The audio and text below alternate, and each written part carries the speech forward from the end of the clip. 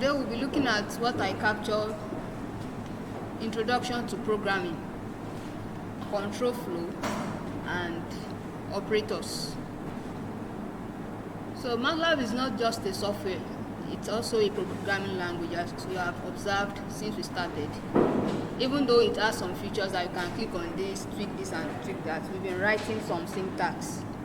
So that's what makes it a programming language. So like other computer programming language, Matlab has the ability for you to write syntax that help you to control how your lines of code are executed. Okay, so some of the control flow that you can have, or decision making structures that you can have in Matlab, is like any other computer programming language. Includes the if-else end structure, the for loops, and the while loops. So if you are looking to conditionally execute your code, then you'll be looking at using the if-else end structure.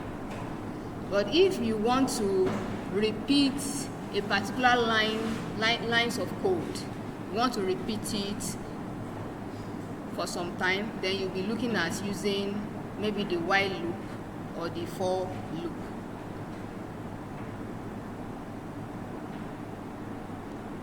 So for the if-end structure, which is a conditional structure, there are variants to it. You can have a situation that you just say if, then you tell us the statement that, okay, if this is true, I want you to do this. After you have done that, you end the block of code. Then another time you might say, okay, if this is true, do this. Else, that is, if the previous is not true, then do this. After you have done that, then you end the structure. Then at times, the other alternative to the first if might be more than one. So that's when you use else if, then followed by else, then followed by end. That else if, there can be multiple of it if there are other alternatives to it. But before you get to end, what you will use is else. Okay. So like I said, the simplest form is if this is, do this, end. So that's the simplest form of that structure. So let's take an example that you are familiar with. If you look at the screen, you will see an equation that we can tag the quadratic equation that says a multiplied by s squared plus bx plus c is equal to 0.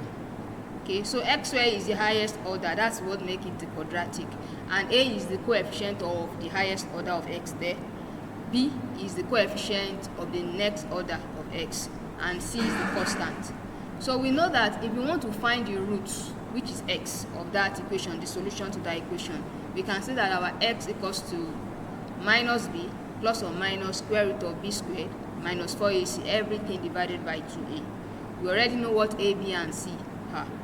Okay, so that solution x can take different forms depending on what the discriminant is. What do I mean by discriminant? Discriminant is what is inside that root. Okay, so the discriminant is b squared minus 4ac. So that is what actually determines what kind of roots you are going to have. One of the scenarios that you can have is a situation that the discriminant is lesser than 0. So when the discriminant is lesser than 0, you know you have negative value inside the root. And by the time you find the root of negative value, you are going to have a complex root. You are not going to have a real root. Okay, so let's say that's the situation that you have.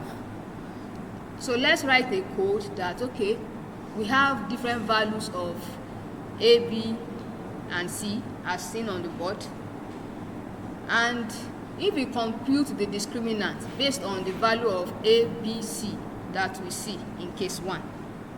So if the discriminant is lesser than 0, that is negative, then we want to print, or we want to display on our screen that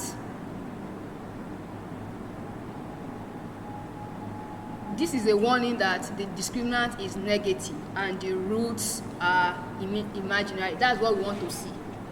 So if you look at that value, when A is 1, B is 2, and C is 5, if you put it into the formula of the discriminant, what would you expect to get actually for case 1? It's supposed to be a negative number. So that means if you say if we have called our discriminant SCR in this case, that's our variable. So we say that if it's less than 0, or which we know by our normal computation is going to be lesser than 0. So we want to say that if that is lesser than 0, it should display that. So we expect that it should actually display that if we supply the variables according to what's on the screen. Okay. So when it has displayed it, it should end the process that we are done giving it instruction. So let's try that. So that's a simple case of if this is so, do this and end. So let's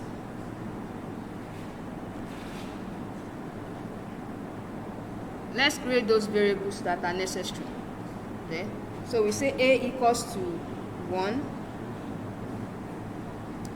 We have B equals to 2. We have C equals to 5. So from there, because we have defined A, B, and C, we can create a variable that has B, A, and C, because already we have defined what A, B, and C is. So we can use those values to create another variable. So let's create a variable disk as seen in the notes to equal to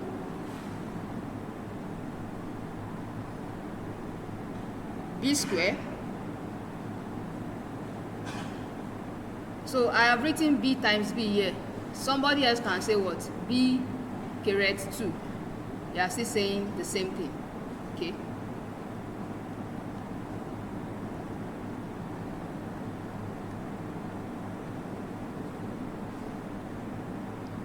Minus 4 multiplied by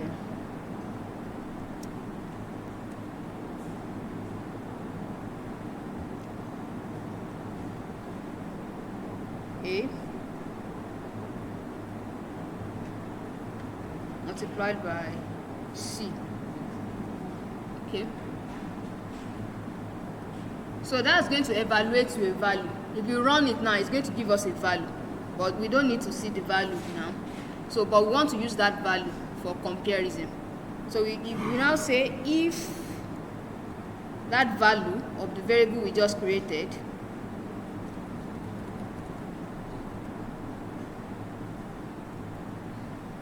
if it is lesser than 0, what should happen? So this is a statement. If this variable is lesser than 0, that's a statement. So what should happen? We want to print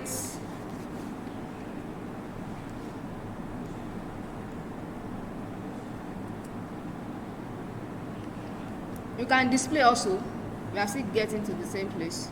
So we want to print that we want to print this warning. So after printing the warning,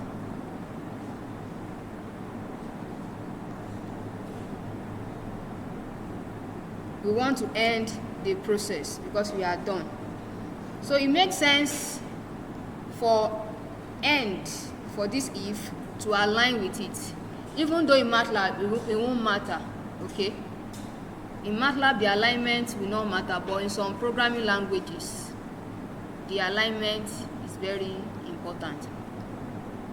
Okay, but for Matlab it won't really matter. but it looks better if that if and end are lined together. And what it's supposed to do, if that if evaluates to true, is a little bit indented inward. It looks better, even though it will still run, even if we don't align it in a pretty way. Okay, so that's it. So let's run it.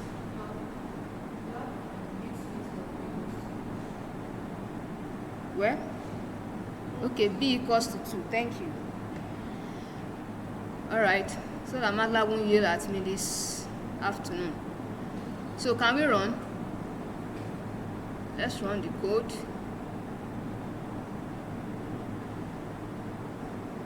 So let's give it a name.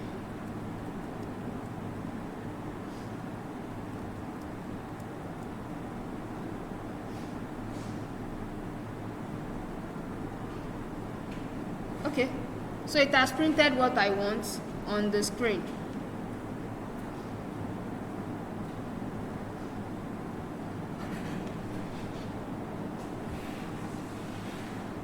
So now we know that this is not the only possibility for the root outcomes. Okay, so let's see another possibility.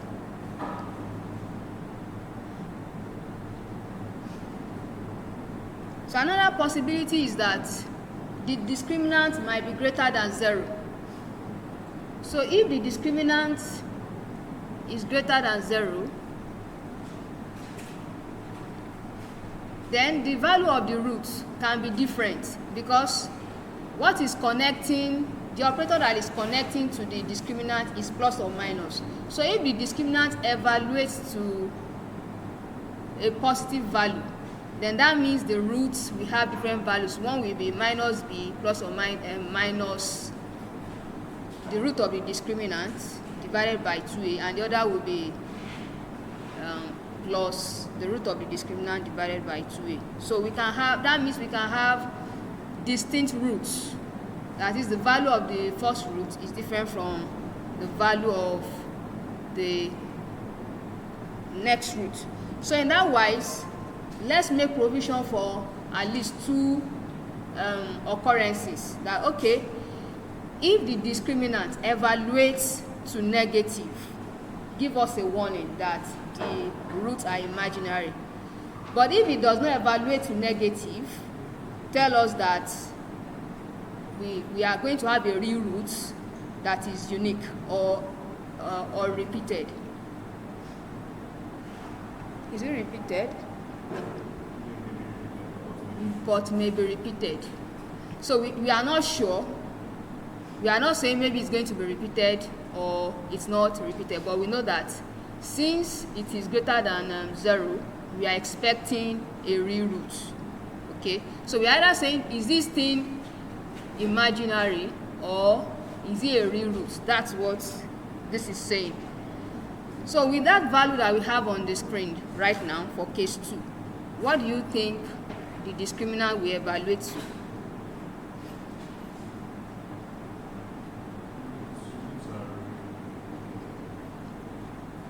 So will it be positive? Will the discriminant be positive or negative?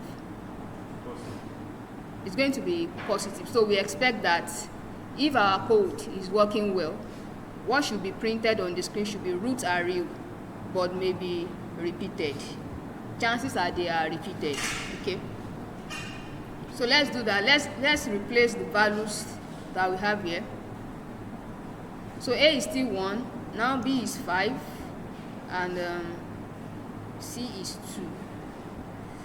The formula for discriminant is still the same, and the if statement is still the same.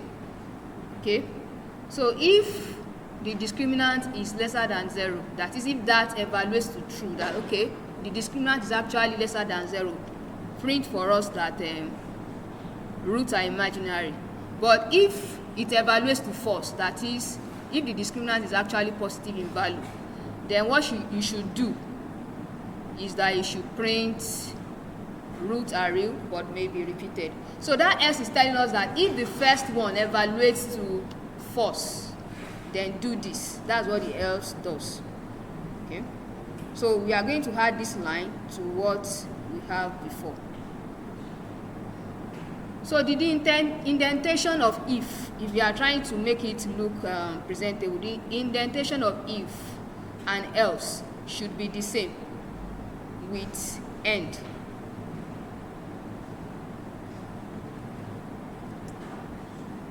So what is going to happen under else can be indented once inside. So for consistency, let me use fprintf.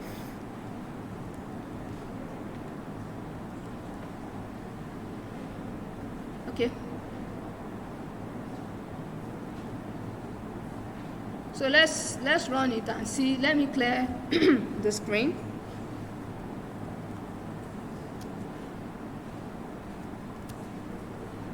And reevaluate what we have here. So, as we expected, we have what we need on the screen.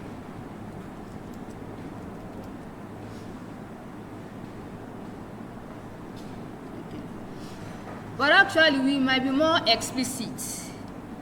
Instead of saying "but may be repeated," we know that. Yeah, we will find if it's not an imaginary root, we will have a real root. But that real root can be repeated in some instances, and in some instances it can be unique. In the case that it is actually greater than 0, the discriminant is greater than 0, then it's not going to be repeated. It's actually not going to be repeated. The instance where it's going to be repeated is when what? The discriminant is equal to 0. So we might want to separate the real roots into, okay, this is repeated or this is unique.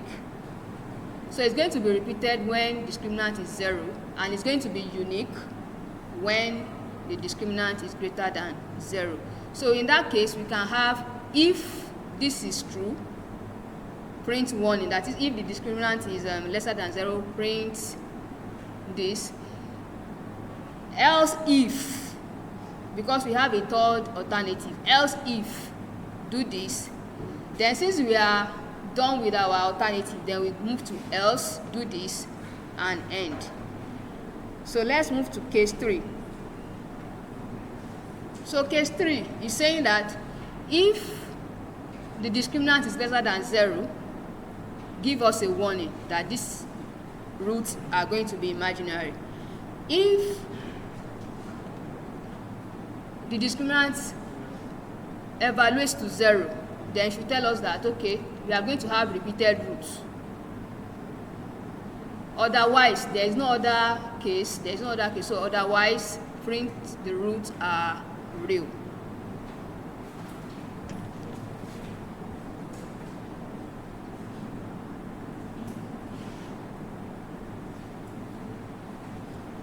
So I hope you understand when you will have else if.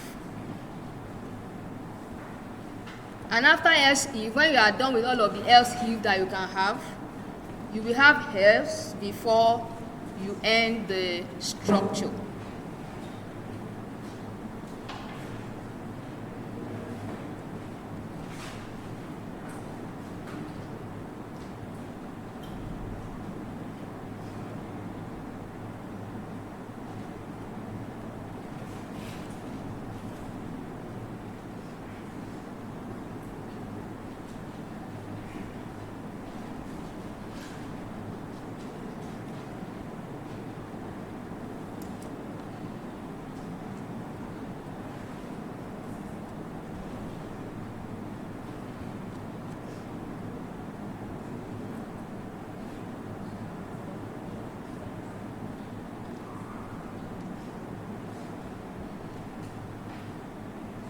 So let's change the values of our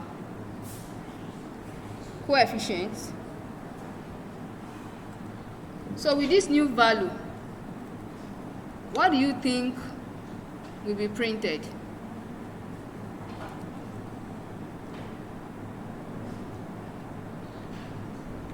What do you think will be printed with this new value that we have here? A is now 1, B is 4, C is 4. And the results, the roots are discriminants. Okay, the discriminant will evaluate to 0. So eventually, it's going to be the else if part that gets printed.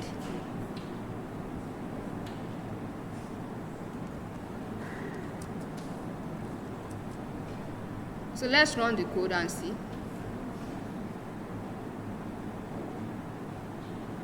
So it's the else if part that gets printed. Now with this structure that we have that has exhausted all of the possibilities with the finding of root of a quadratic equation. So if we return the values that we have used before, if we replace the values to what we have before, it's going to print what is appropriate for each case. So let's go to the first case now. The first case was A1, B2, C5.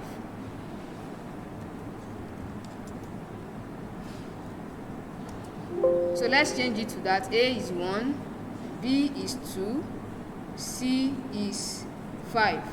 So it looks at the code, lines of code that we have written, and picks the one that evaluates to be true for it, and gets it printed accordingly. So let me run again.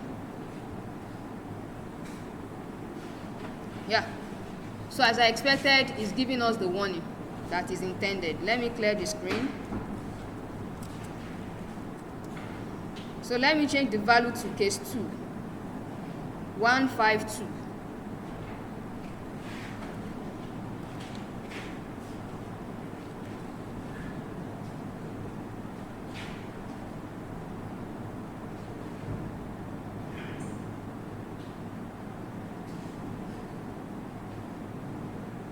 So yeah, the roots are real and are unique.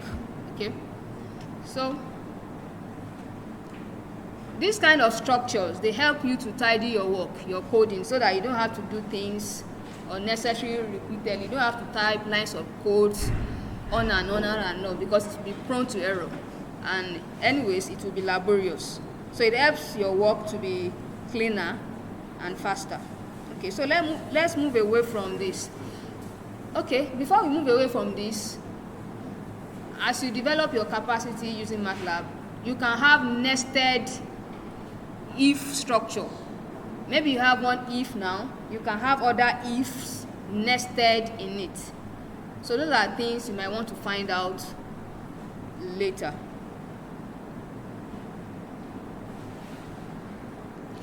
Okay, so you saw that before we could use that if, we had to make some comparison.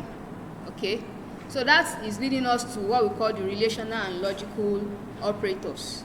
So on the screen now we have some operators that you may want to familiarize yourself with for you to be able to easily use the decision structures and the loop structures that we have here. So one is the greater than. You are already used to that. That is what the symbol it takes in usual arithmetic. Then we have the less than. Then we have the greater than or equal to. So this is slightly different from what it is in your typical algebra. So if you are saying greater than or equal to, you combine the greater sign that you are used to and the equality sign that you are used to. So the greater sign comes before the equality sign.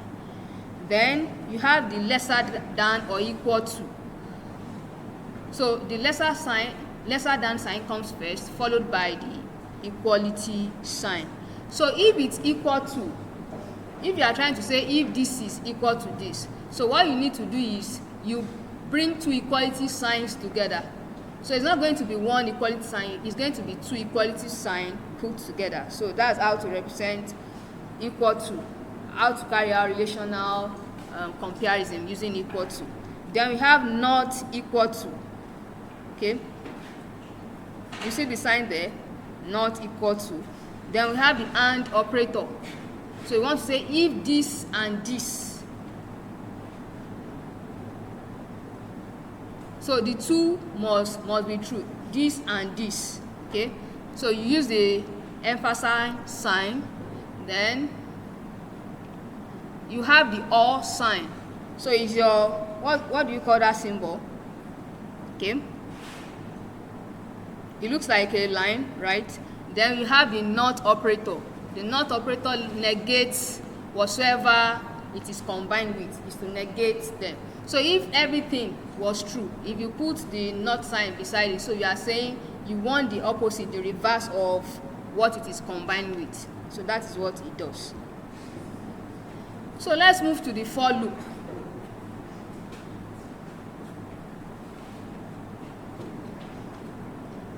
So you use the for loop if you want to repeat a process several times and you are sure the number of times you want to repeat that process. So if you already know the number of times that, okay, I want to repeat this process so number of times, then you can use the for loop. So you say for, maybe you create a variable that has the number of times you want to repeat that process. Let's say, for example, in the example on the screen, it's saying that there is a variable k. So for k is equal to 1 to 5. So that means you want the process to be repeated 5 times, starting from 1 to 5. So that's how Matlab says it. So what should happen? So the first step is you have for a variable, and you equate that variable to an expression. Okay. Then once you have that line, the next thing is that what do you want it to do? That's the statement. Then when you are done with what you want it to do, you end the process.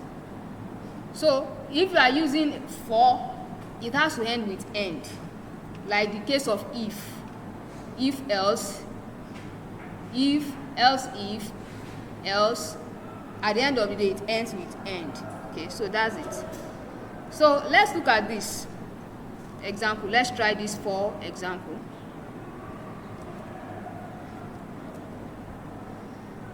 So we say for the way it is.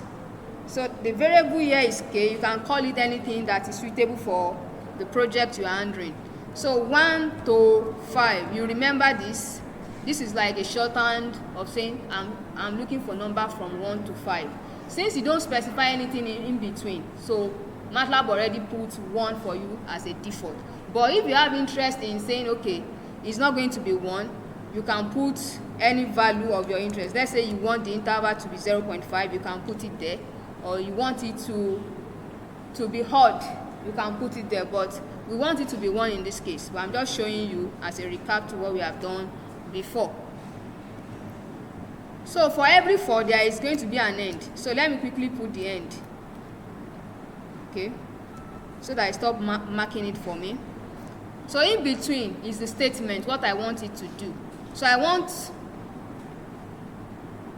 from 1 to 5, I want to get x equals to k multiplied by k, k multiplied by k. So that's what I want.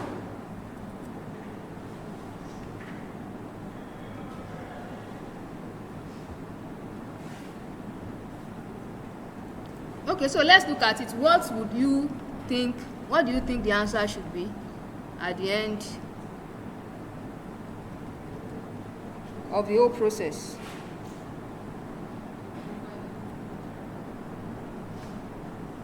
What do you think it should be?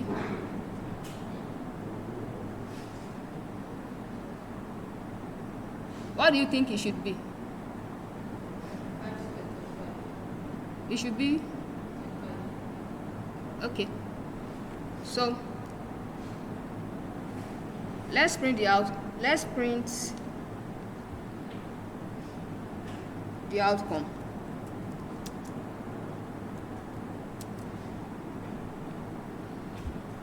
Okay, let me just leave it like this and run first. So let's see what happens. Okay, so it has displayed the solution on the workspace, right? The final outcome is 25. But what if you want to see what happens at each stage?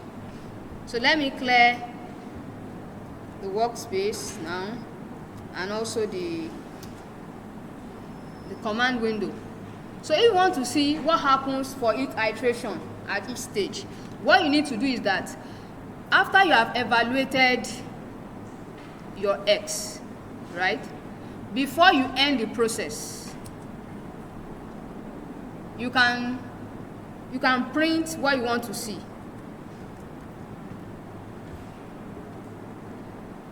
So let's say that what do we want to see? We want to see, okay, when I is equal to this is x. So we can say when I is a value. So let's put the placeholder for it. So that's an integer, right? So we are going to pass in that later. So when I is that value, x is going to be a value.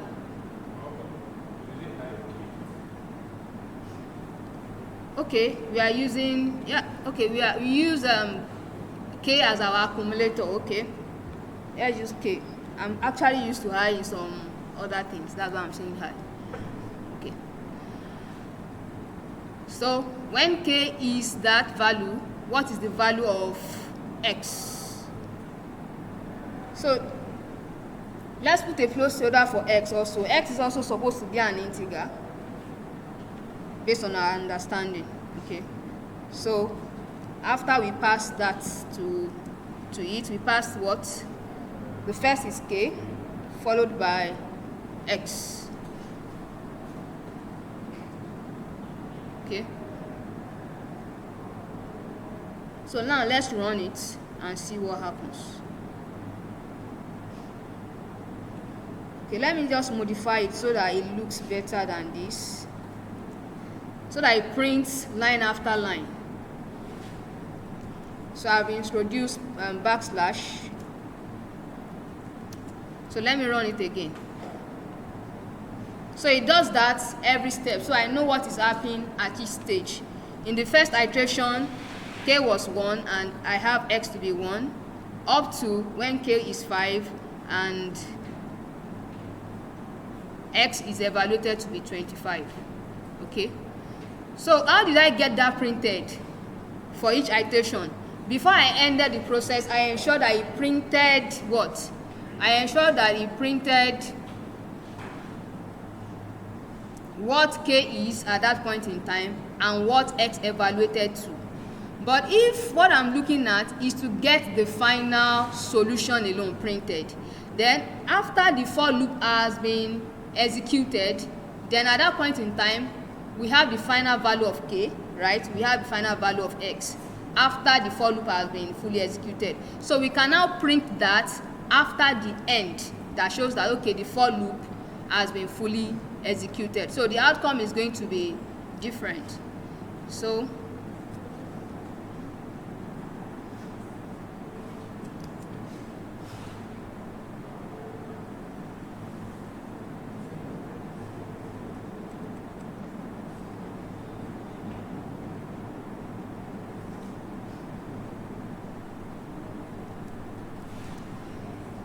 let me run it again.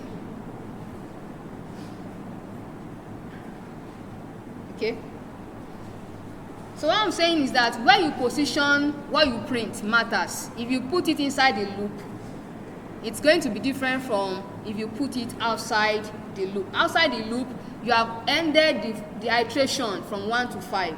So is the final updated value of your variables that will get printed if you print it after the end of the structure, the for structure or the if structure. Okay,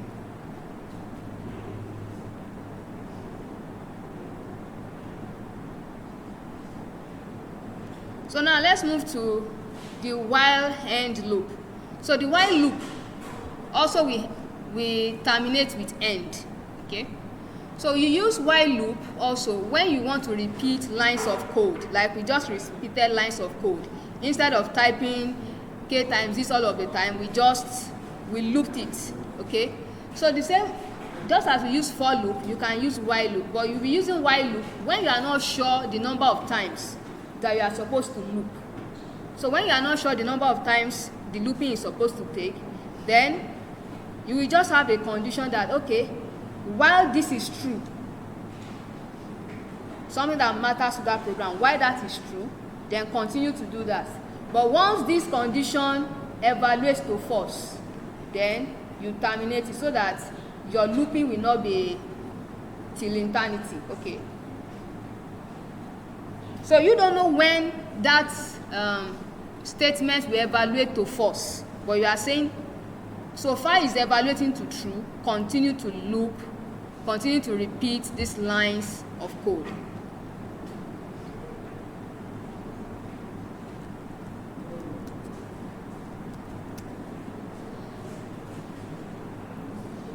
So in this case, what we want to do is we want to get x is equal to 3 times x.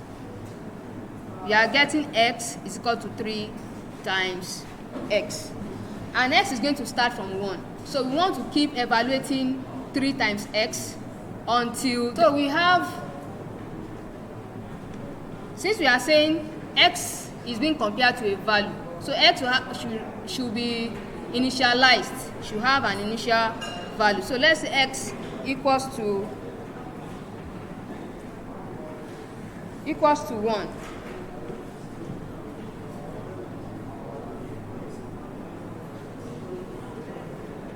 Yeah. So in as much as, what that is saying that, in as much as the value of my x is not greater than 10, that is what it means, while x is lesser than or equal to 10. So it's saying in as much as it's not greater than 10, continue to execute that line of code, continue to evaluate what x is equal to 3x is. So we said since we are using x as to compare with a value, we have to initialize it. So we've initialized it. We said x is equal to 1 in this case.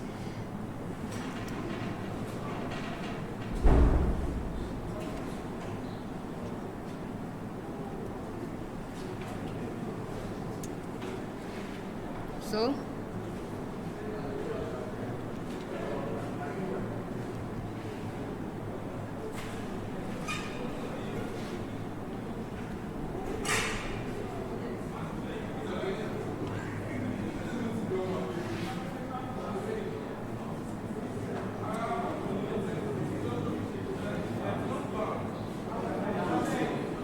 okay. So if we want to see only the final value after the end of the looping, we want to print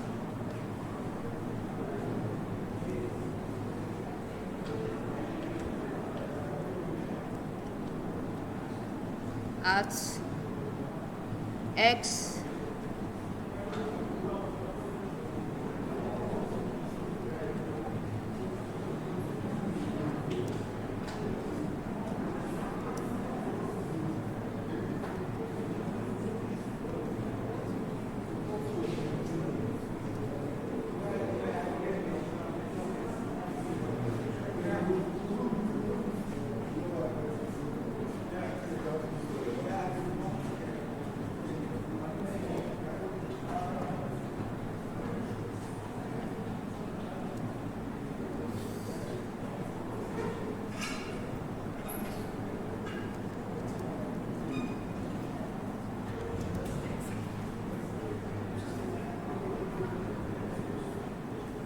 okay. So that is if you want to see only the final value of x. But if you want to see things in between, you know what, where to position your print.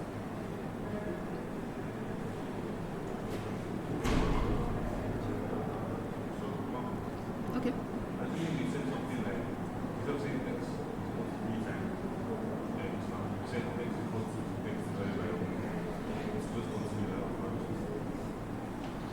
Assuming we said what?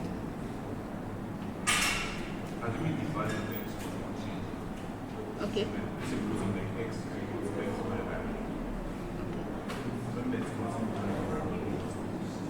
So the code, when you use while, okay, what we tell the system when to stop is when the condition evaluates to false. So let's look at while x is equal to, while x is lesser than or equal to 10. It's telling us that, okay, if the value of my x is under 10 or is equal to 10, you can execute that line of code that says x equals to 3 times x. It could have been any other thing. Do you get it? It could have been any other thing. But it must be that x is able to change. Okay? So x must be able to change. Otherwise, the loop will not terminate. So if what I'm executing, right, is not in terms of x, then what I will do is that I will find a way of incrementing x. Maybe we should look at that. Though it wasn't part of my outline, but we should look at that. Okay, so let's get this done.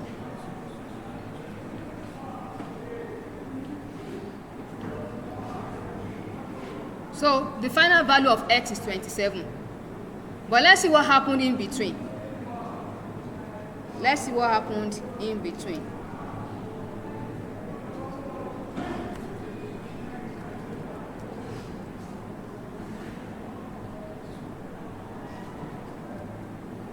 So in between,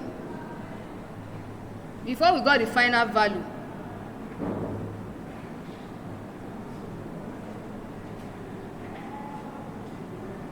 at a time x was equal to 3.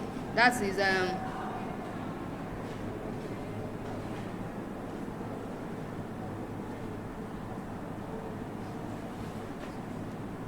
a time x was equal to 3, at a time it was equal to 9, at a time it was equal to 27. So while it was yet lesser than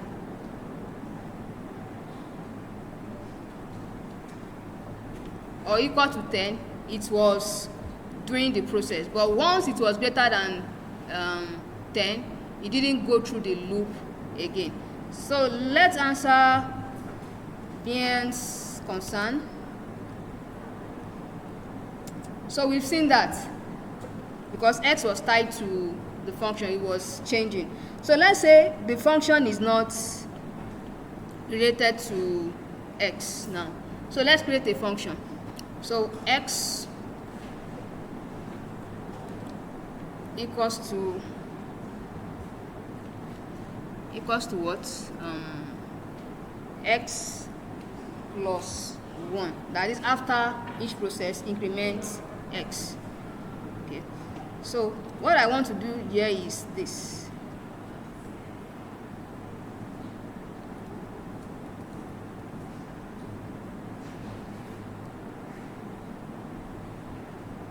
So I want to print something.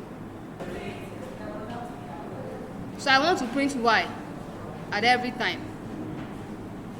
While I have not exhausted the number of y I can print. The number of y I can print is, so long x is equal to or lesser than 10, I can still print y. Okay. So let's see how many times we get to print y. Okay.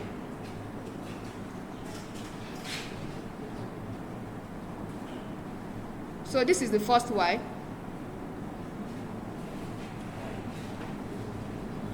This is the second one.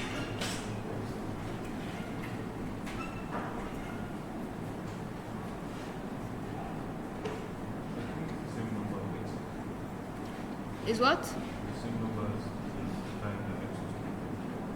Okay. So that's it. So we had to see a way of incrementing x so that it does not run for eternity. Okay. So that it eventually is going to evaluate to false. That conditional evaluates to false. You should find a way of making sure that at a particular point in time that conditional evaluates to false so that it stops executing your code. So instead of me typing y again and again, I have looped it so it does that by itself.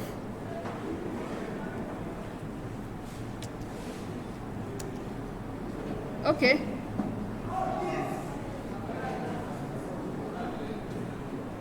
So that's it about the if structure, the for loop, and the while loop. So now let's apply it to some problems. So the last time, when I introduced the root finding techniques to you, there was one of the methods that we didn't touch. We said it is best done when we have an understanding of what I'm teaching today. So that's the bisection method. So let's apply the bisection method to what we have learned today. So the first thing we are going to do is, let's get the explanation on the bisection method and follow it step by step and apply these structures that we have seen today to it. Okay, so this is the bisection method. So the first stage is the initial stage. It says that we should start with 2 points, A and B. Okay, so by A and B, A should be smaller than B when you choose it. So there was a problem we did solve for other methods. We were finding the root of this function. So let's create this function and solve using bisection method.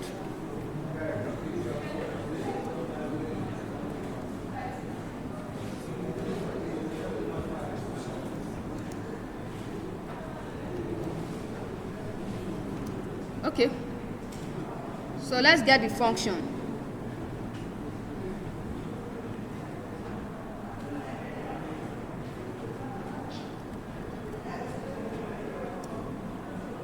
X raised to power 3 minus 3 multiplied by x minus 5. That's the function. Okay, so we want to solve using bisection method. So let's go back to this bisection method. Let's go through it together and see what we can do. So we are starting with point A and B. What was our initial guesses for this? I think there was one that we had 2 guesses. I think the second, the value was 1 and 3. Yeah, we did guess 1 and 3. So yeah, let's use 1 and 3 also here for the second method. So A is going to be 1, B is going to be 3.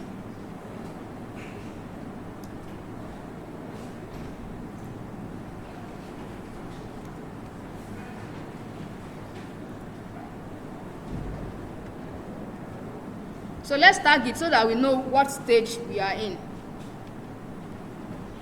So this is the initial interval stage.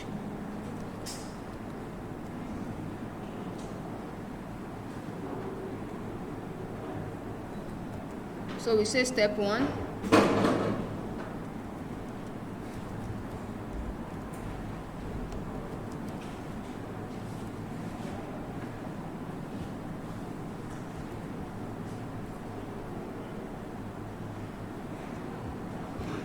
Okay, but we are not done with step 1, right?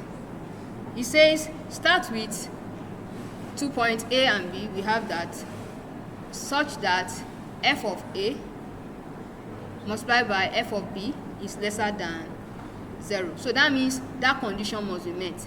So before we proceed to anything,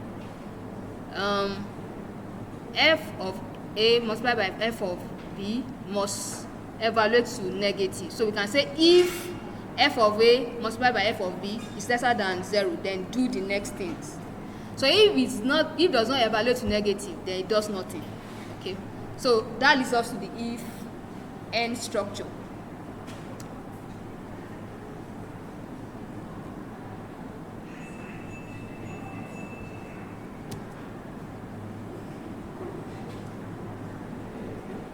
If so, we already created a function, so that means we can use that f of A. So that function is saying that we have a function that can take a parameter or an argument. So the first argument we are giving it is A. multiplied by f of b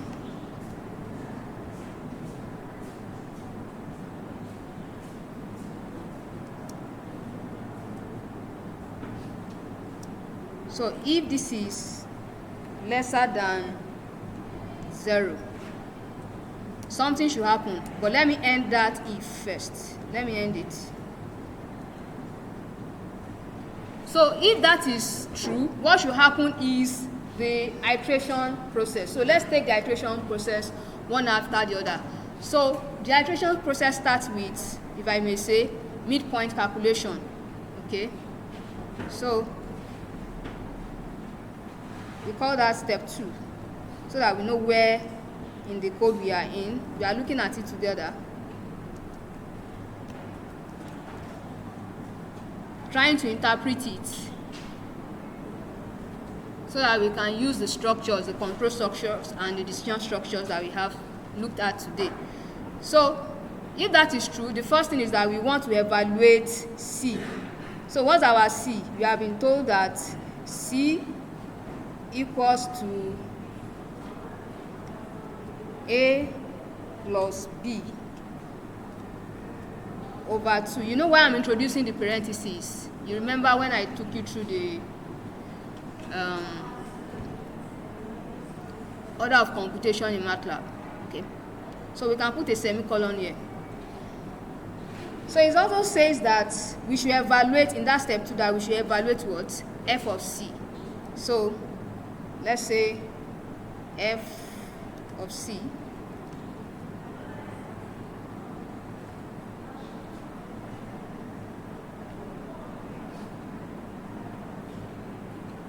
so let's go to the next thing. If you like, you can label this as midpoint. So we have done step 2. So what's the next thing? It says we should check for the roots. This is still under if that condition is true, that if condition we started with. So let's check for the roots. So that's our step 3, check roots.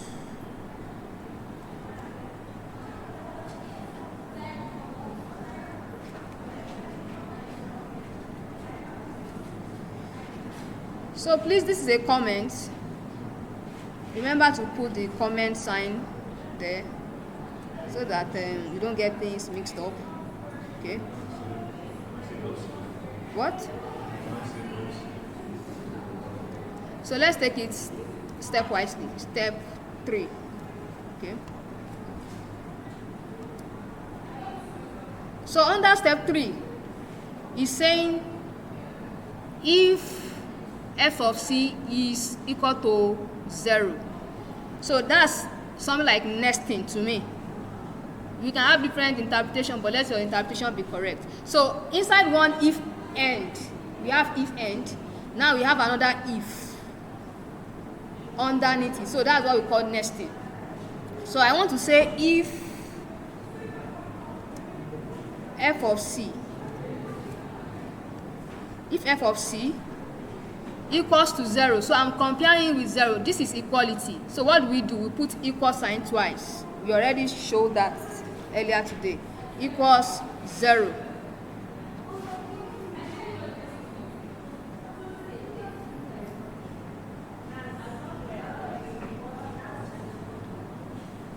So for this if, let me put its end so that we are sure of what we are doing. So this if, that's its own end. So if f of C evaluates to 0, what should we do? It says that C is the root. So we can define a variable called root. Let's call it root. Root is equal to what? C.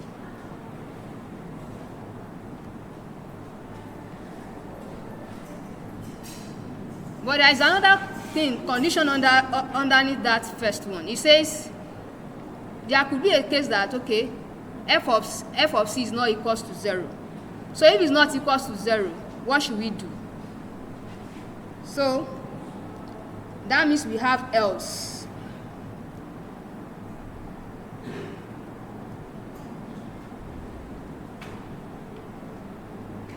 Okay. That is catering to the case where f of c is not equals to 0. So else what?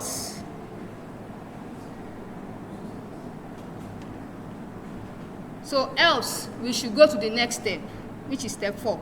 So what is step 4? To update the interval. So let me say step 4.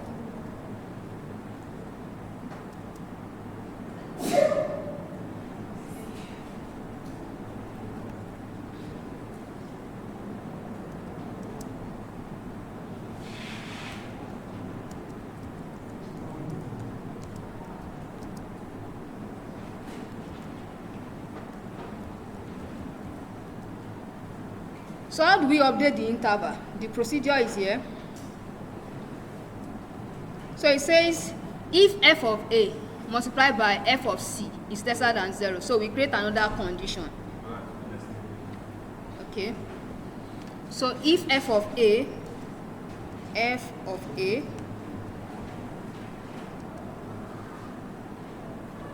multiplied by f of c is lesser than 0. So what should we do? Before we say what we should do, let us put the end for this if. Okay. If f of a multiplied by f of c is lesser than 0, then we will say the roots lie in a to c. So if the root is going to lie between a to c, so that means our b is going to be updated to c. So we can now say, here we can say b equals to c, right?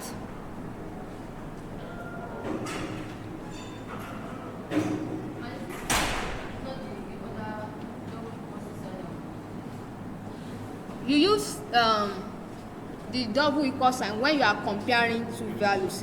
This is assignment. You are assigning what c was to variable b. Okay.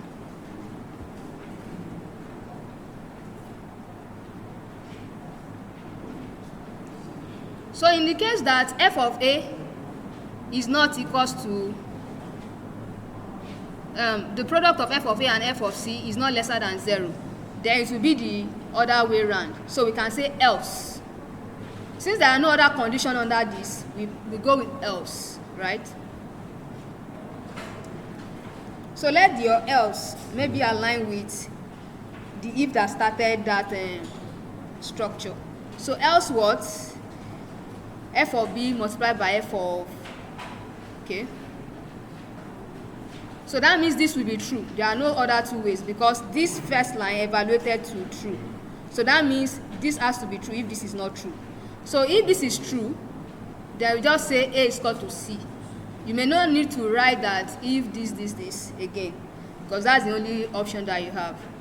So else we say a equals to c. So we have updated our variables a and b that we needed for getting the new value of c. And once we have the new value of c, then we can evaluate f of c. And if f of c is equal to 0, then we say we have found a root. So let's look at the next thing. I think we are done with step 4. So step 5 says what? Repeat halving the interval. You know, when we have it, we get the midpoint. From the midpoint, we calculate the function based on the midpoint. We compare the midpoint to 0. So if it's 0, we say we have found the root. If not, we update what we used to find the midpoint. So we continue the process. So how long do we continue? So it says continue halving the interval by repeating step 2 to 4 until the interval is sufficiently small.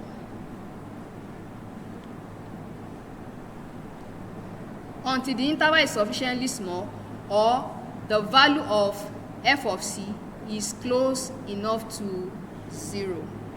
Okay, so let's go with the first step that says until the interval is sufficiently small. So that means we need an entity to compare it with to say, okay, this is small enough. So that means we need a tolerance value. So let's create a variable that is tolerance. So where we initially declared, okay, let's say our tolerance.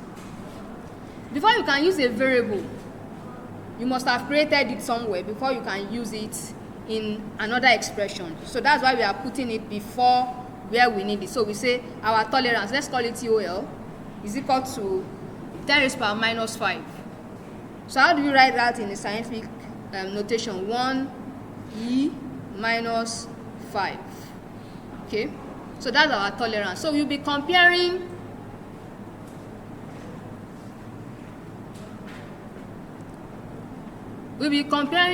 the interval to that small entity. So what's the interval? Our interval is what? A to B. So we can say that this iteration here from steps 2, okay, is going to occur while that interval is greater than what the tolerance limit is, right?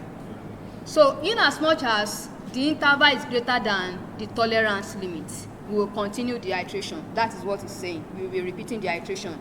So we come here. This is where the iteration starts. This is where it starts, from step 2. So it's from step 2 to step 4 that we are repeating. So we can bring our step 5 here. We can say step 5.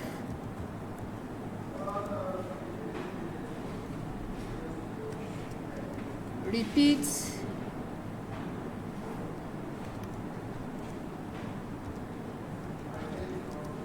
the blocks of code.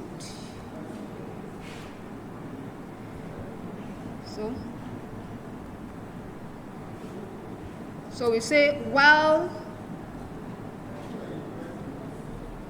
what? What's the interval? What is the interval we are looking at?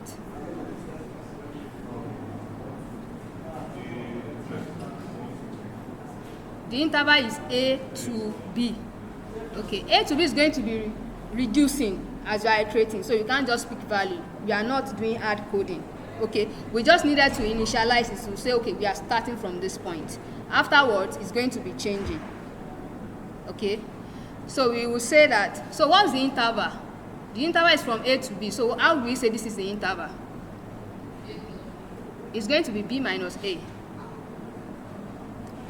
We are starting from A to B. So you want to know, okay, what is the length of this interval? Okay, so why B minus A is greater than the tolerance limit, we repeat step 2 to step 4. So we say why B minus A, right, is greater than the tolerance value, TOL, that we created.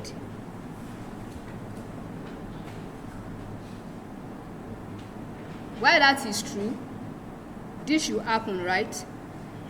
So this is while it's going to end, it's going to terminate with end, so we should put its own end also. So everything in between while, we can indent it once. So let me indent it once. If I select it and press tab, it will be indented. Okay, so let me put end.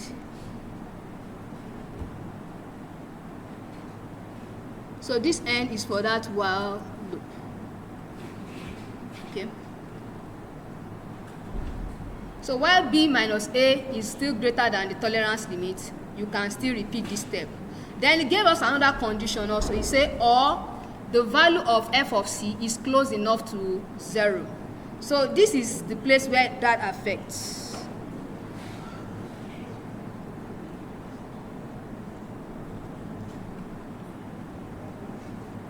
It affects this place. Okay, so I already told you that when you are doing numerical computation, you can't expect it to evaluate to 0 like that. So normally it's going to evaluate to something close enough to 0. So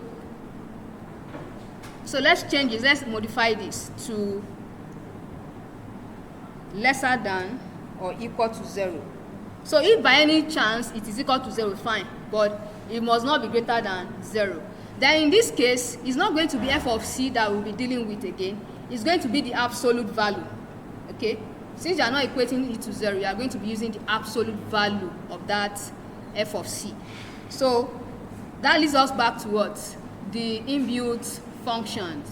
We have abs for the absolute. Okay? So we can say abs, open the parentheses so that it encloses the argument. The argument here is what? F of c.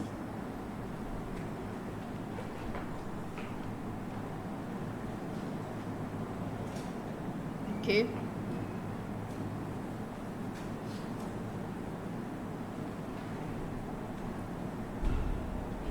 So let me see. If else, and so why is it highlighting? Is highlighting something for me?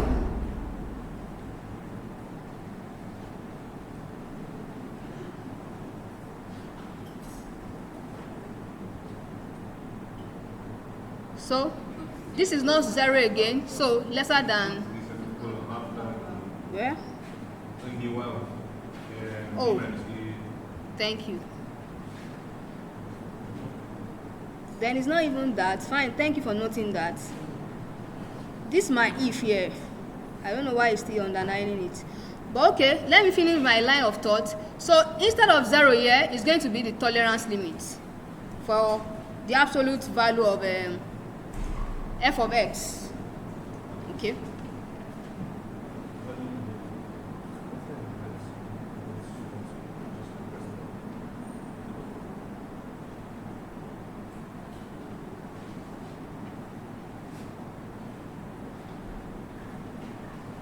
Okay, so it's not aligning. Okay, so it's complete. Well, even if it does not align, it's still going to execute if it's Matlab. But if it's something like Python, if it does not align, you are in for it. Okay.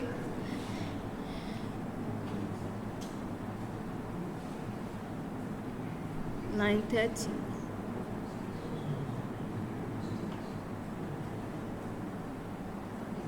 So I think I have an extra n somewhere. Okay. Yeah.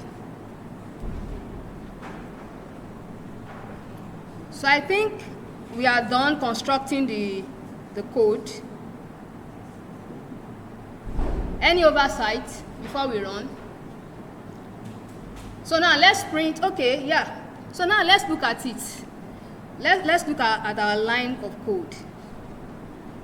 If you get to step 3, you know there is a possibility. There is a possibility that f of c can evaluate to lesser than or equals to the tolerance limit, and at that point we have obtained our root, right?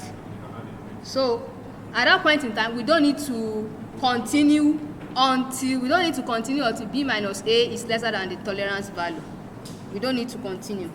Okay, so what that means is that if this line of code on my own screen, line 17, if it evaluates to be true, then we can break away from the execution of other things. So let's include that keyword break. So when you break, that means you are not going to run every other thing that should be executed afterwards, since you have a solution. Okay. To what?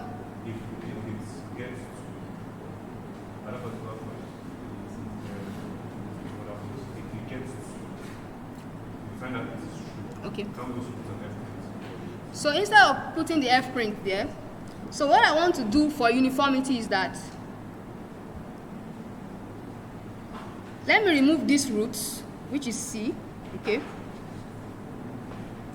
Let me remove that and actually print the root afterwards. Okay. So after everything, let's print F. So we just print once so that we don't repeat Now, when you are coding, you don't want to repeat things unnecessarily. Okay, so we can say the roots for bisection method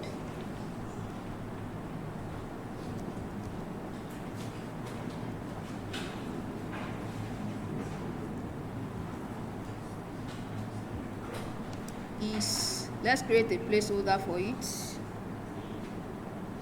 So it's going to be something like a floating number. So percentage dot, how many, let's use 5 decimal places. So that root that I removed the other time, let me create that variable again. Root equals to, so this time let me just say A plus B, right, over 2.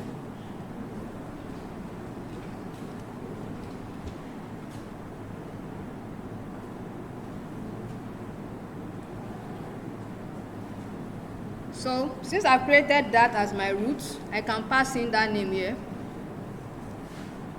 So let me explain this. Yeah, I'm saying my root is A plus B over 2. Is it not so? Is it so? Our root is A plus B over 2.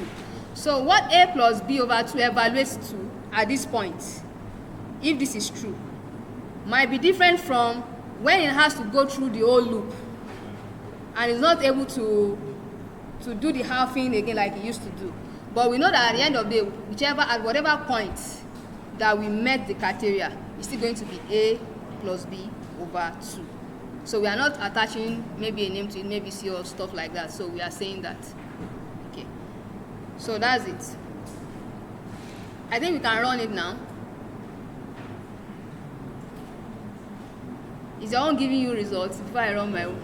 So let me put so that it looks nicer.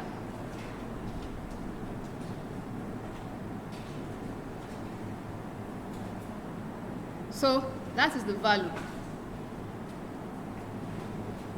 If I want to see what it evaluates to at this step, you know, I could have put it, the printing, I could have put it just after the while loop. Before the end for that while loop, I could have put it inside of it. Maybe I'll show you that. I think we still have some time. I could show you that. Okay. So how does it compare with what we have done before? I believe it compares well. Let's look at the values that we have gotten with other methods. So this is for the Newton-Raphson. Okay. This for the Newton-Raphson. Okay. And this is for the second. And this is what we have for the bisection. Okay. So that's it.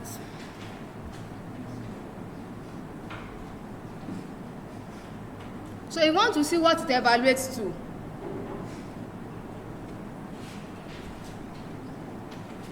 In between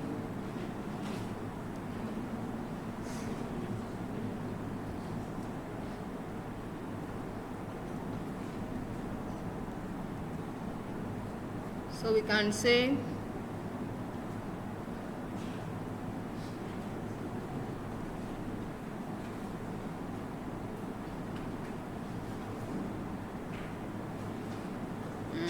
let me see the while loop.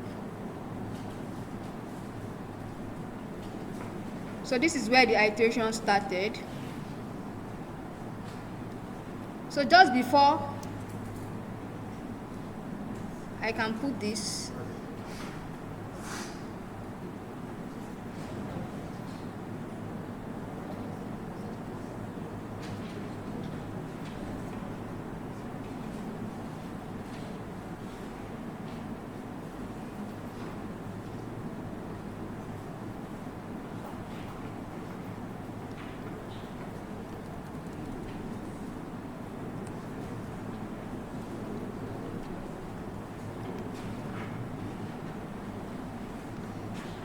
for the Newton's method, it was 5 iterations that gave us the limit.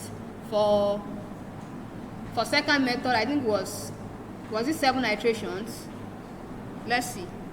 Yeah, it was 7 iterations. So for this, we may want to even determine how many iterations gave us that, right? We can determine that. So I can create a variable called I that begins to count the number of iterations that we are having. Okay? As it's looping, it has done the first iteration, it moves to the second iteration. So we want to see how many iterations gave us that. So let's create a variable that counts the number of iterations. So let me say I equals to 0 initially. Okay? I have created a variable I equals 0. So before the iteration starts, before the looping starts, I is equal to 0. So when one looping or one iteration is complete, we increment I. Okay. So now this is the end of a loop. You know where your iteration started, right? So you know when it has ended. So I can say at that point my I is equal to what my I was before, which was 0, initialized to 0 plus 1.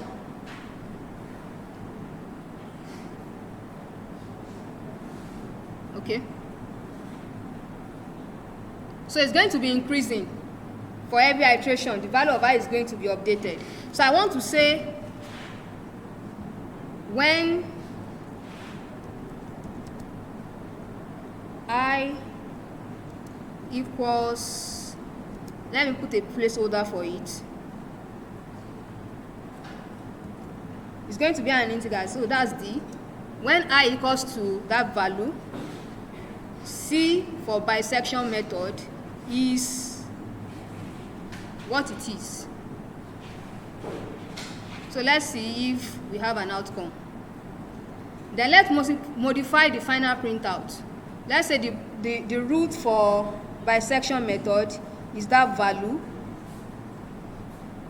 when, okay, after a placeholder for the number of iteration, after that number of iterations.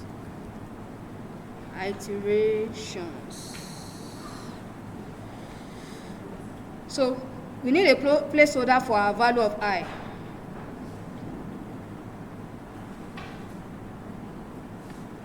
Comma I.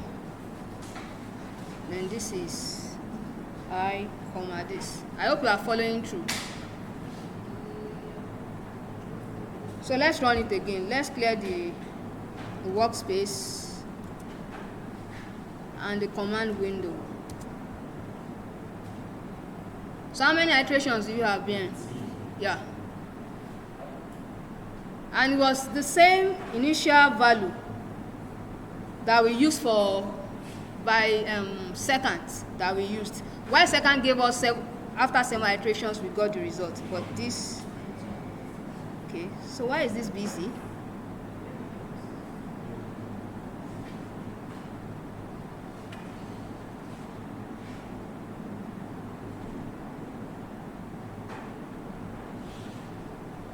When I equals to this, C for bisection method is this. The root for bisection method is this after. Okay, so all right. Okay, so it was 18 iterations that gave us that. But if you be doing it manually, I think at least you spend like 2 days on it. But this is what that's done for you in a tickle of an eye. And if you be doing manually like we did for Newton, Racine, and second the other time, when we had not touched on this control and decision loops, that we are using the up arrow and all of that, it still has taken longer time, and maybe at some point you will get tired of doing it. So that's one of the advantages of what we have treated today.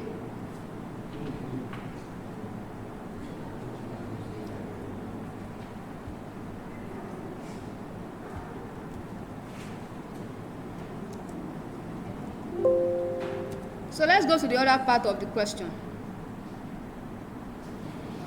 The other part says that we should modify the solution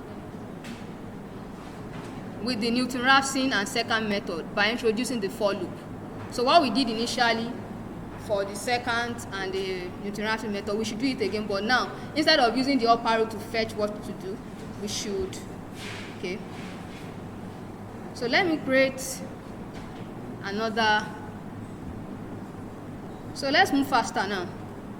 The Newton-Raphson method, we will require what? We will require that equation. We create that function. We also require what? The first order derivative of the function. So let's get the function first. So let's create the function. So we say f, or just copy it if you have not deleted it from what you had before, since it's the same function. So we copy it here. So what you are creating now is the f prime.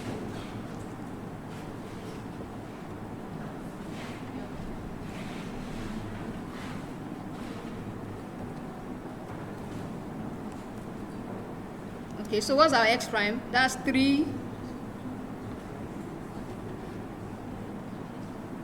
squared, right, minus 3. Is that correct? For the f prime. Okay, so if we have that, so what do we need to do? We need initial guess. So let's call our initial guess x0. X0 is equal to what? The other time we used, what did we use? I think we used 3. Yeah, we used 3. So let's use 3 again. Because the only thing we are doing, introducing, is to loop. We are introducing for loop. So x0 is now equals to 3. So now that we have our x0, the next thing is to begin the iteration, right? So the other time that we did this, the Newton-Raphson method, we did find out using the manual way, using the up arrow, that we will need 5 iterations to meet the tolerance limit. So that means we know that the number of iterations we need here is 5. So since we are using for loop, we can say for 1 to 5. Okay, that should be sufficient for us. So we can say for 1 to 5.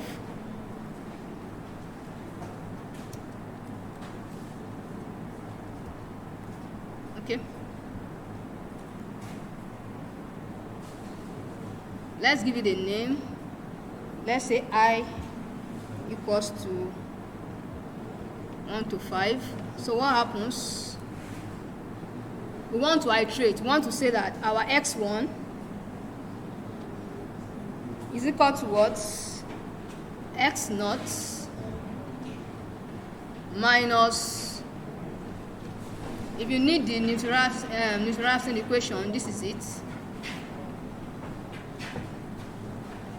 x1 is equal to x0 minus f of x0.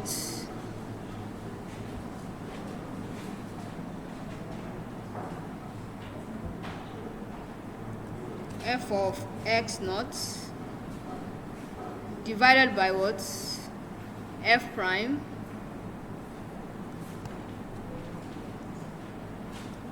of x0. So that's it.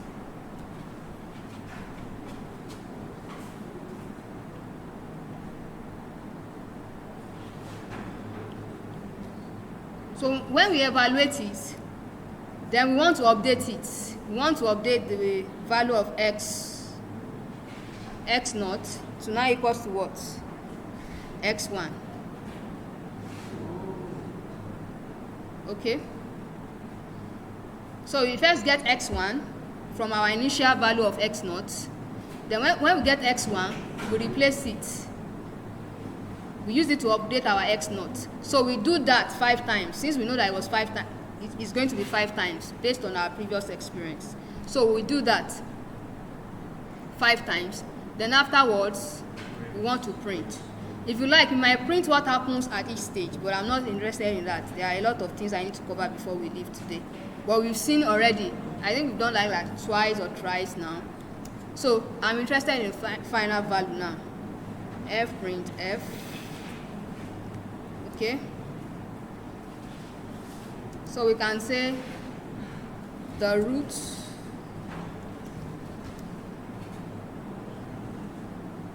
from Newton's method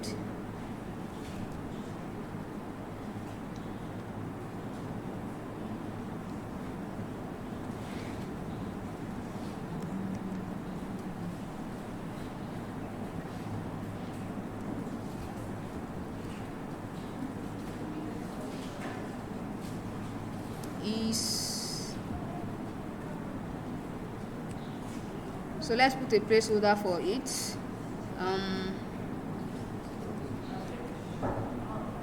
5.5f.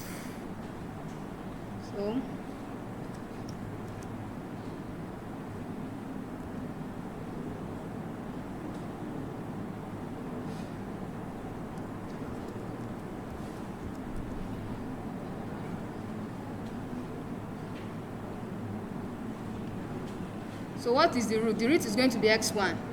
What x1 evaluates to after the iterative process.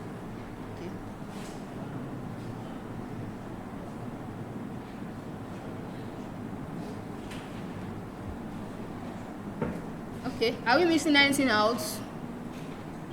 Okay, so let's run it and see.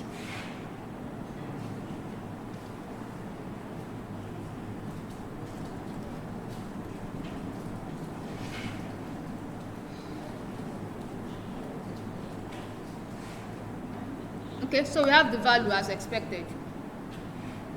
Do we? So you see it's more tidy than what we had before now.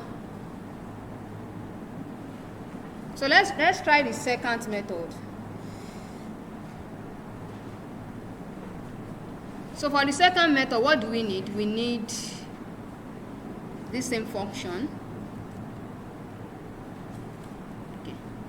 Let me just create, instead of let me just create another section.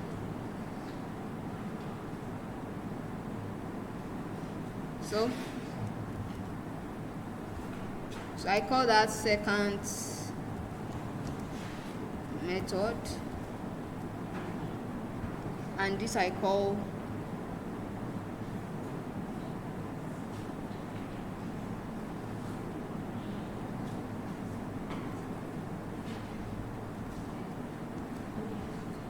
Newton's method, or better put, Newton-Raphson's method. So for this, what do we need? We need the function. After the function, what do we need? Let's go to the equation so that we pick what we need faster. So we need the function, then we need 2 guesses. We need 2 guesses. What are the guesses? So let's call one x0 or x0, and let's equate it to 1. Then we have x1, equate it to 2. Okay, 3, thank you. We have equated it to 3. So what else do we need? I think that's about it. Okay. Now we've seen a situation that, okay, we actually knew the number of times we should iterate. So let's say we hadn't done that manual route. We don't know the number of times we should iterate. Then in that case, you don't want to iterate forever. You want to create at least the maximum number of iterations you can do. So let's create a variable for that. Let's call it maximum iteration. You know, the other time that we were using manual method, How do we know that we had met the condition? We created it, there was a tolerance value, right? So maybe before we create the maximum iteration, let's create the tolerance value. It's still what it was before, 1 exponential minus 5.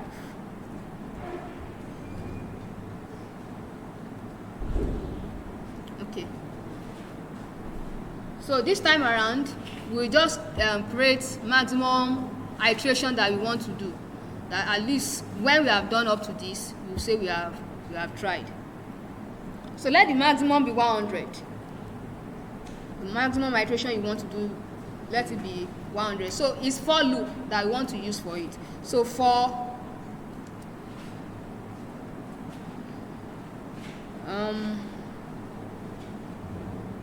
let's say I equals to 1 to the maximum iteration allowable. So let's bring this variable now. For I equals to 1 to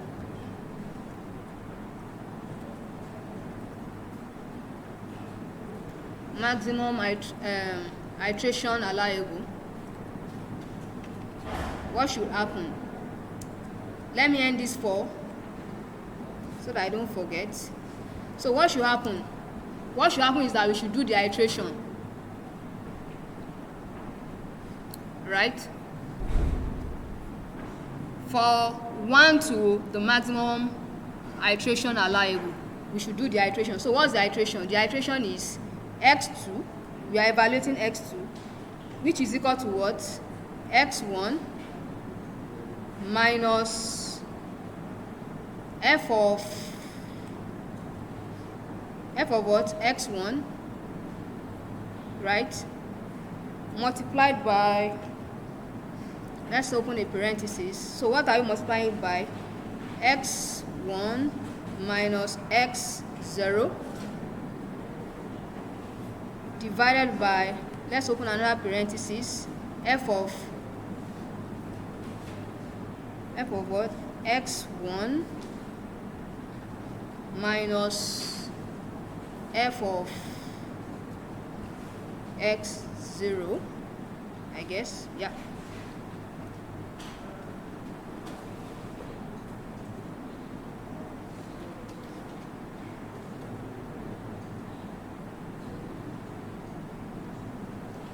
You know, it's possible that after you have evaluated this, you are trying to refine x2, that's the idea, until you meet the requirement. Is that so? So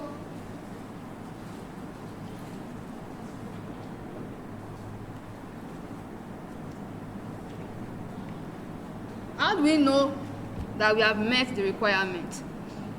x2 minus x1 should be lesser than a tolerance value. Is that it?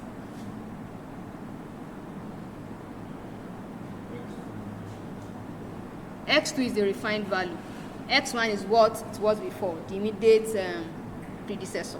So if the difference between the two is lesser than or equal to the tolerance value, then you say that it has converged to a solution.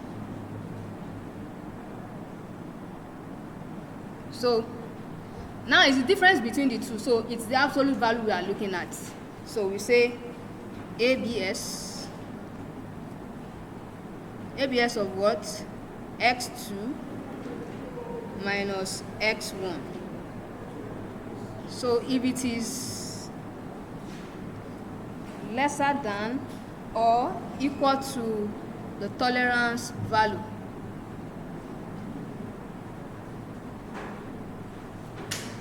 so if, yeah?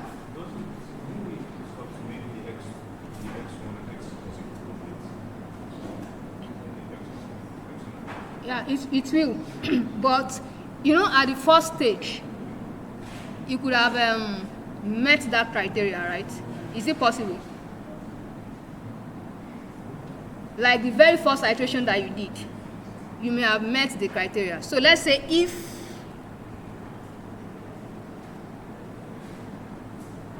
you just follow my explanation. Okay, let me put semicolon here. Sorry. So we have evaluated the first x2, that's the first iteration. So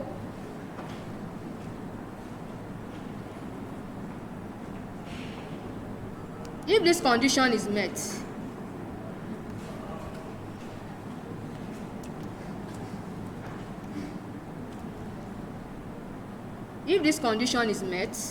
then that means we are done, right? So we can break away. No need to be doing any other update. Do you think? So let's say we have met the condition that x2 minus x1, the absolute value, is lesser than or equal to the tolerance value. Then we are done. There is no need to do any evaluation again. So we break away. But in case it's not true, so else, in case that is not true, what should we do? We should update the value of our x1 and x2. So we can say x1 is equal to x2 and x0 is equal to x1. So we do that update.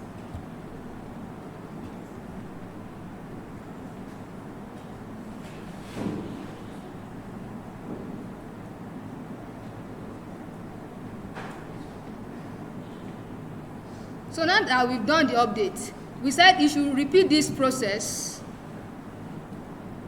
until it has gone to the maximum iteration. So if at any point in time before it gets to the maximum iteration it meets the prerequisite, it's going to break away. Okay. So for the sake of time, let's print the final result after the whole process. Okay, so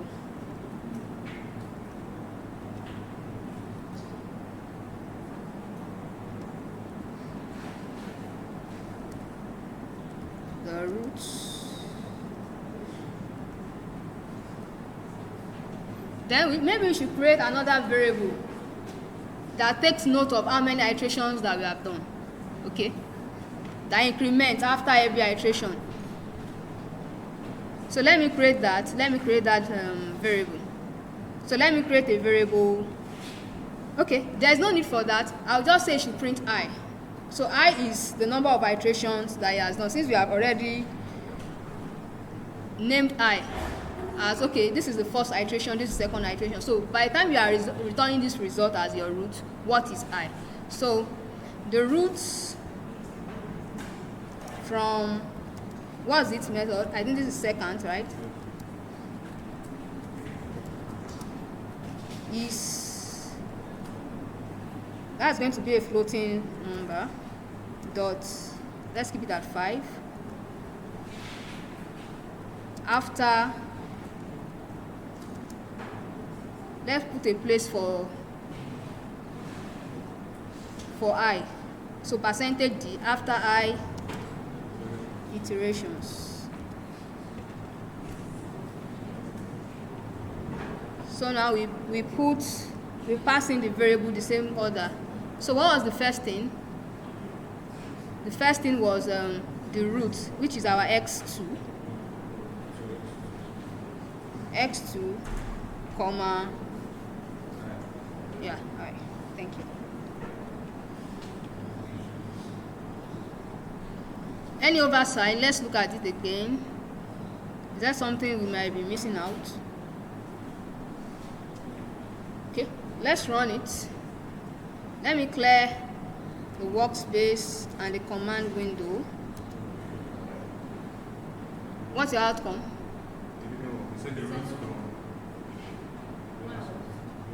You said what? 7 iterations. Brian, look at your code again. What did he say? What did he say?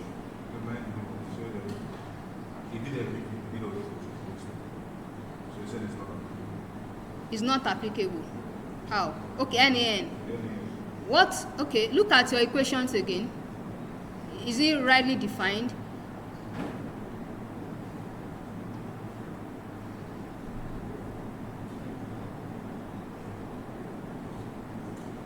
Okay, let me just run this section alone so that, I created sections. Let me not run everything. Let me just run this particular section. So what you can do, Ben, is number one, ensure that your function is correct. Then look at your initial guesses. If the initial guesses are somehow, it will give you some concerns. Then another thing is the iteration. Is there any error along the line?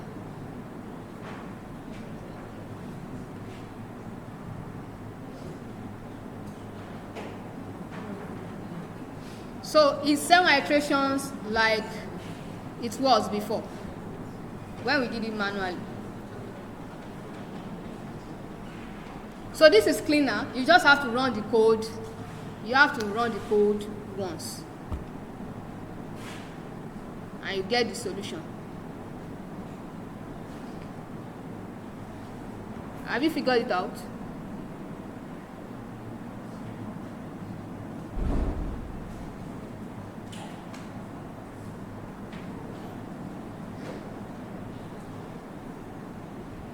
So let me call it out so that you can follow your own. Should we do it that way? Because there is one more task I want us to do before we leave. Should we start from the function? Okay, so as I call what I have, look at what you have. F equals to at what you used to call at parentheses open x, okay, then after it x caret 3 minus 3 asterisk x minus 5 semicolon. Okay, so let's go to initial guesses. X0, did you use X0? Yes. Equals 1 semicolon, x1 equals 3 semicolon, TOL. Consistency is very important. It's whatsoever you created that. Okay, 1e minus 5, look at it. Okay, close the semicolon. Then maximum iteration. This is the way I labeled my own. max underscore iter equals 100 semicolon 4. Yes. I equals 1 colon maximum on max underscore iter. So maybe this is where the issue is. So let's look at the iteration now. X2 equals x1 minus f parentheses opened x1 asterisk parentheses x1 minus x0. Be sure it's 0, not O.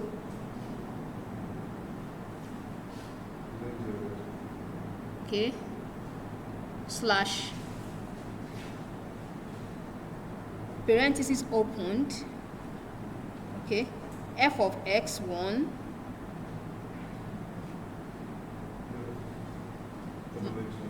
minus f of x0, those two inside that parentheses that we just opened.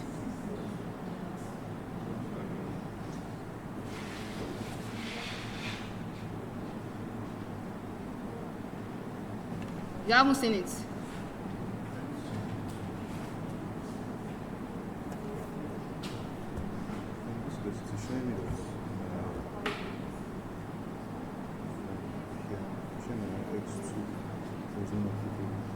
Wait, there should be a parenthesis enclosing these two. Yeah, do that and let's see if there is a difference.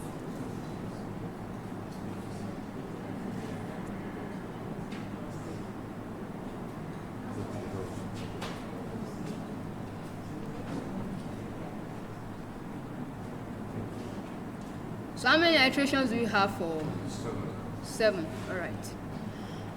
Okay. So now you see it compares well with the manual method we used the last time. And this is cleaner, faster, and all of that. Okay. So let's just apply the codes that we have created today. We've created code for bisection. We've created code for secant. We've created code for Newton. So let's apply the equation that we had under equilibrium constant. That chemical engineering question. So we generated a function from the problem description. So let's get that function. So instead of the function that we have worked on today, we replaced it with that function. Then where we need to get f prime, we get the f prime of the equilibrium constant problem. So, okay, let me open that note.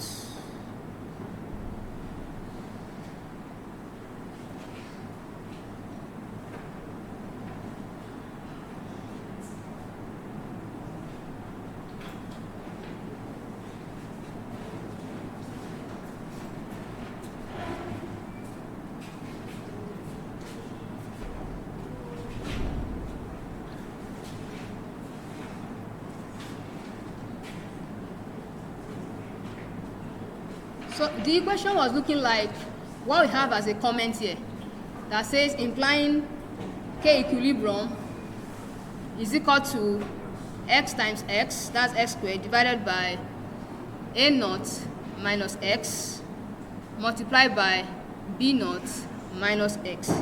So let's just make it look like a line of code not involving the denominator. Then to make it easier for us, we don't want to waste time like that. So we can just, okay. So what do we need to do? Just like the way we did the other day, you cross multiply, you get the expression. So please get the expression for me. Or if you still have it in your notes, I think the expression was k minus 1 into s squared. Is it minus 5kx plus 60? Was it? Is that what it was? Or if you want to expand again, you can expand, and let's quickly get that equation.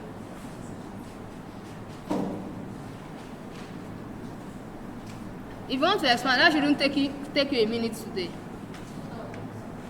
Expand.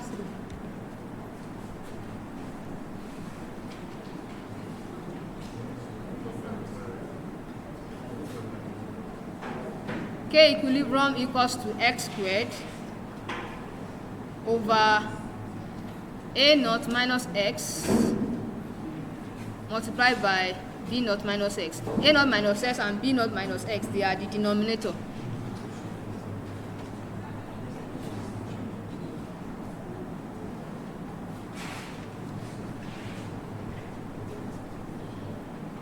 This shouldn't take you a minute today, please.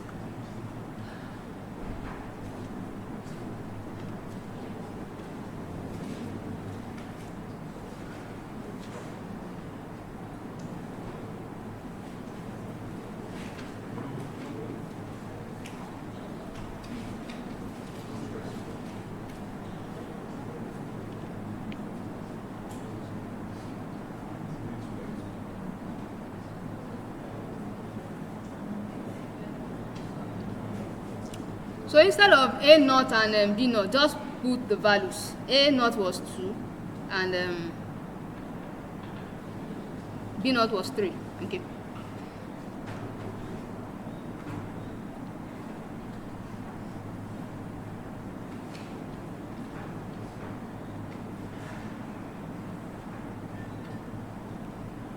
If you like, you can put 10 also. That's your K equilibrium right away. So just get a line of equation for me equated to 0. So we are looking at getting rid of the denominator in a legal way.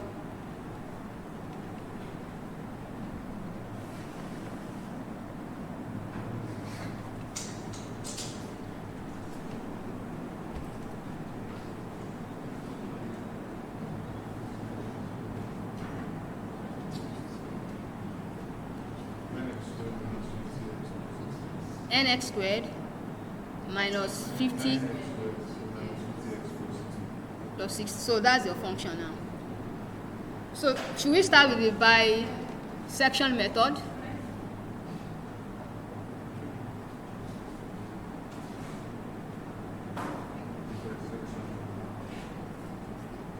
Should we start with bisection method? Yeah. So what we are doing is you are just replacing, you are not the code that you have for the bisection method, I think you still have it on your system, right? So just replace the function. That is just what you need to do. Replace the function. Have you done that?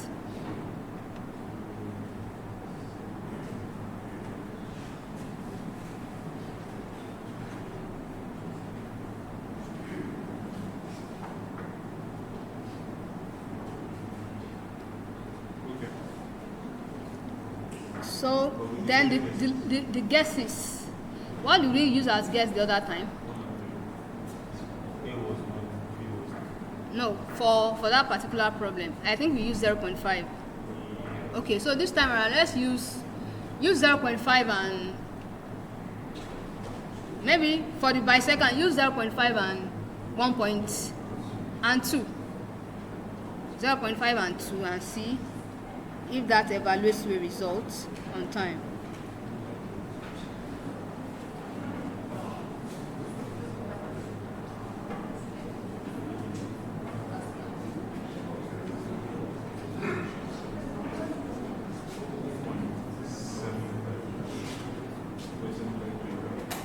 Okay, just a click. Compare it to what you had before. When we use F0,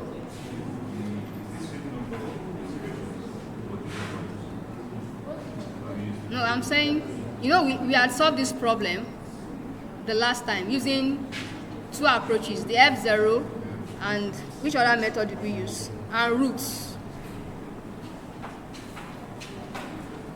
If you remember. Okay, so let me run my own. So once I run my own, I'll be able to compare for you.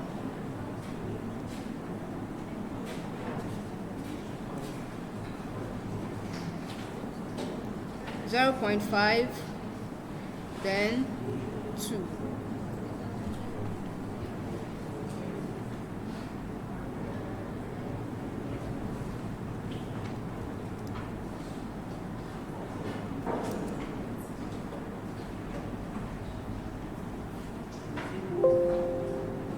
Okay, I need to create K because I'm using K in my own code.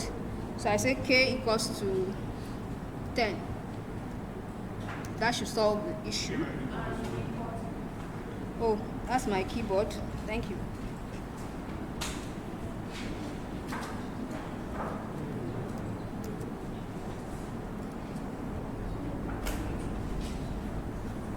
Okay, so let's compare it to the solution we got when we actually treated that problem.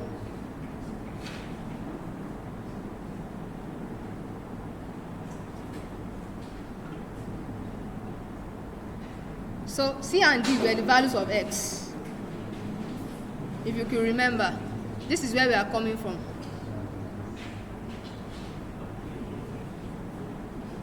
From here, the concentration of C and D were X. So we got the concentration of C and D to be 1.7534. Is that close to what we have here? Okay. So we just say click. So it's the same code that we created to solve a different problem, and it's applicable. So that's one benefit of writing scripts. Okay. So let's test it with the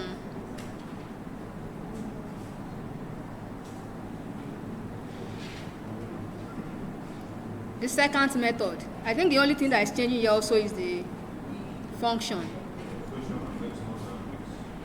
Okay.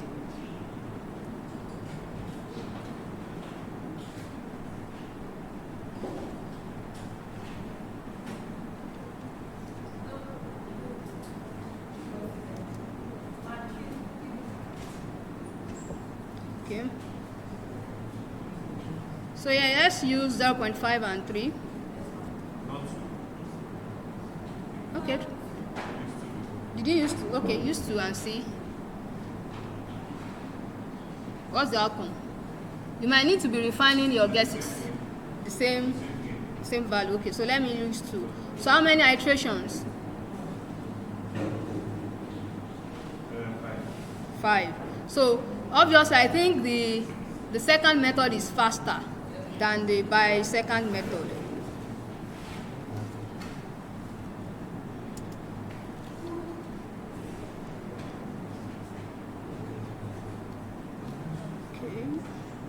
let me run my own. So you also got 5 iterations, right? And the value is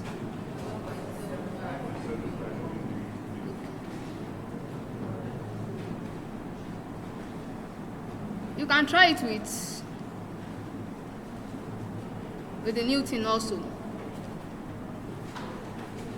So, but for new thing, you might need to edit some stuff because we already constrained. Yeah, number one, we constrained it to 5 iterations. Do you remember? Yes. It was like we hard coded, we said 5 iterations. We didn't give you room to express itself. But I have a code. I don't know how long it's going to take you to modify that. Do you want to modify it so that it can accommodate the number of n number of iterations? Okay, let's modify it together. Don't let me use the code I have written before now. So let's look at it together. So what do we need to create to modify the Newton's equation?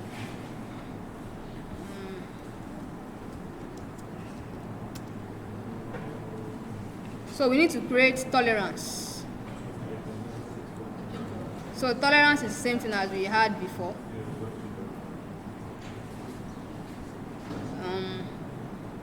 Now that we have tolerance, we need to have the maximum iteration we are looking at. So this is the maximum iteration. Let's say it's 100 again. Then now that we have maximum iteration,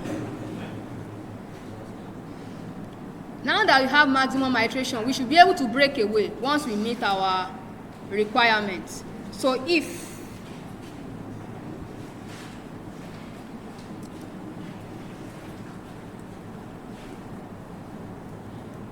okay, because we have created maximum iteration, we don't want to exhaust it. We want to be able to break away when we meet the requirement.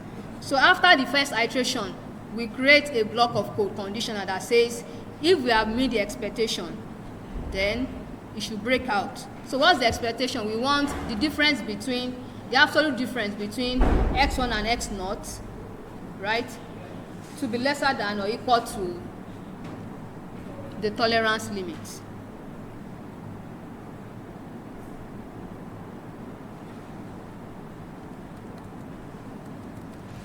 So you can copy what you have before, but you replace x2 with x1 and x1 with x0.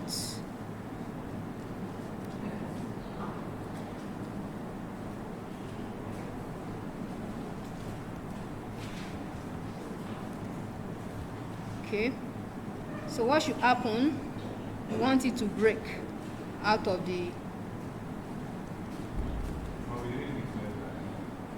What didn't we declare?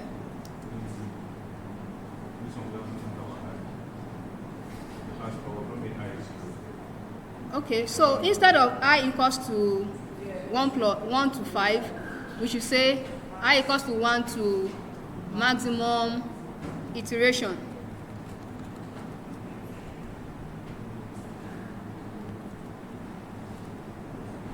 Okay.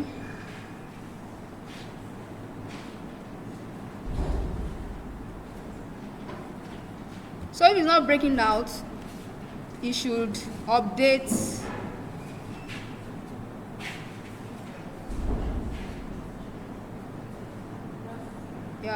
so it should update this. So we bring this inside else.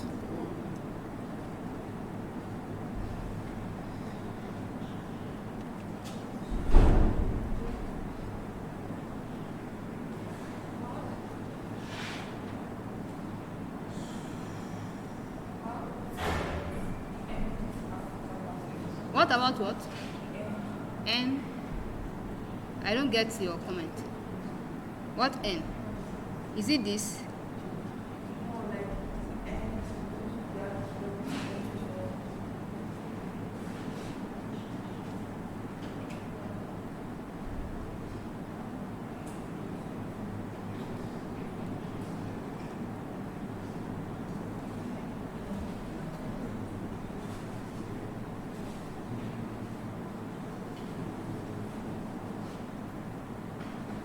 So we can determine number of iteration by putting after I. So we put the placeholder percentage D, iterations. Have you edited it?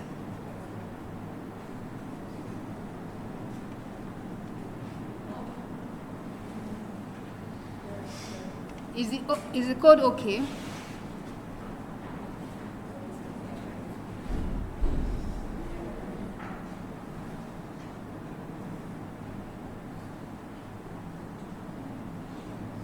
So we said for 1 to maximum iteration, it should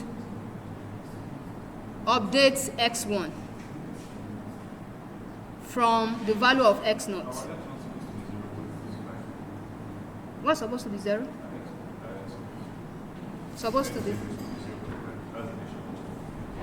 Okay. Let's use. What did he give you?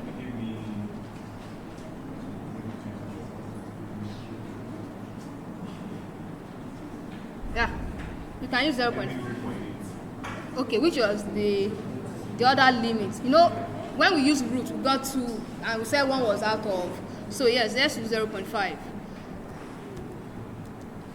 Okay, so now you know how to change guesses so that you can get the roots you are looking out for.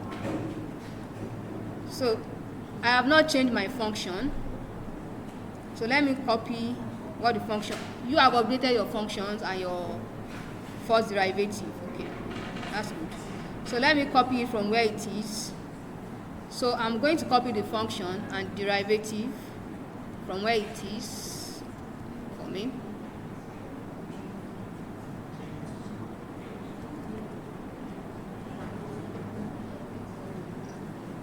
Yeah, whatsoever you are getting is just validating what I said, that the choice of your initial guess will determine where it's going to converge to. If there are supposed to be multiple routes, so it's going to determine where it's going to converge to. And I did give you an explanation how to make good guesses if it's in your power to do so. So now let me run this section of the code. Wow. So it's still 5 iterations. It might not be 5 iterations all of the time, but what we can see is that it seems that the Newton-Raphson method converges faster than second, and second converges faster than bisection. But in all we have done, this value is close enough to what we got using f0 function, the last class, and root function. Okay, so if you want to get the other roots, you can tweak your guesses. For example, if you use 3 for the Newton-Raphson, you will get the second root. So you can look for other guesses for the other 2 methods that will convert to the second root if you so need it. So with that, we have come to the end of the lecture for today.